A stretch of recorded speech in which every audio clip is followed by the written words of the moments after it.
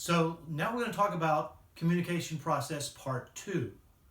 And in the first part, we talked about kind of a broad definition of sort of what this looks like, the encoding, the decoding, choosing messages, understanding messages. Now I want to get a little bit more specific and talk about how do you create better messages, especially in a public speaking situation, since that's what we're talking about today. So the first thing I want to talk about is the channel. And a channel is simply the means of transmission. How do I get the message from me to you? And there's a very important principle here called simply cues. How many cues do you get? And what are the quality of the cues? Now, this will take a bit of explanation, so bear with me. What I mean by that is, how many cues do you get? And by cue, I mean a clue, an idea. In other words, how much information do I get from the person I'm communicating with that tell me what they might mean? And this goes back to the idea of commonality, of common ground.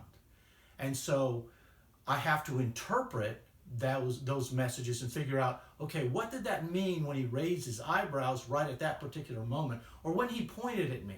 What did that actually mean?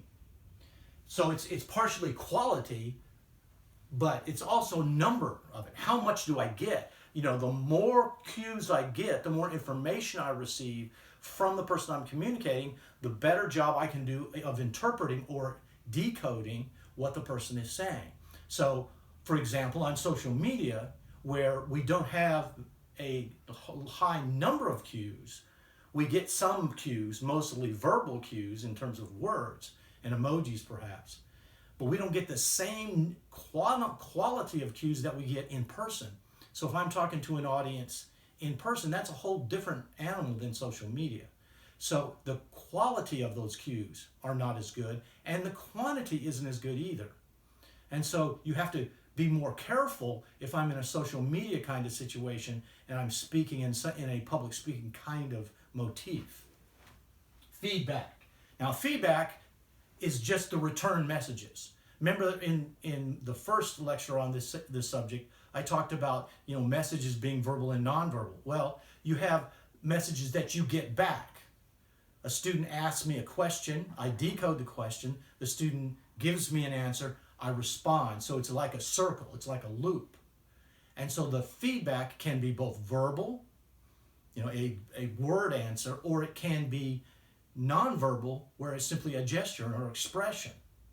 And so what happens is, the better I am at reading, and by reading I don't mean read a book, by interpreting those symbols, those nonverbal symbols or verbal symbols, the more likely I am to get it right. And so that's a big key. And so listening not just with your ears, but with your eyes, as to what they really meant when they said X or Y. And if I had time, I could go into some greater examples in that area, but we don't. Context. And what I mean by this is when and where. When is it happening, right? And the other day when I was talking about something related to this, I gave the example of a child at a funeral.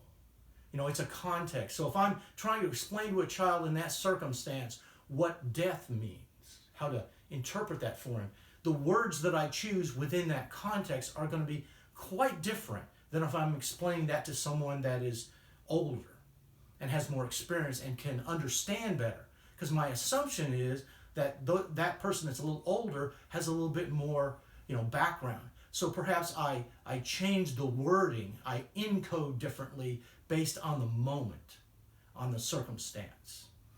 Which leads me to the last thing on our list today, and that is building understanding. In other words, you understand how in different situations, different kinds of encoding is appropriate or inappropriate.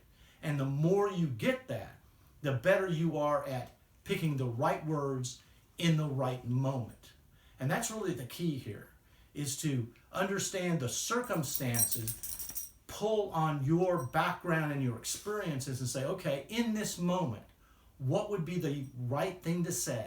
What are the right words to say that? And how should I look when I say that? What kind of nonverbal messages should I send? We've talked about in class how important it is to dress appropriately for a speech. Well, part of the reason for that is the cultural expectation is that we dress up. And so we need to learn what the culture is asking for in that particular context. And the better we communicate, the more often we communicate, the more likely we are to find the right message. And that's what this class is really going to be about, is learning to find that right message in that particular circumstance. Thanks, guys.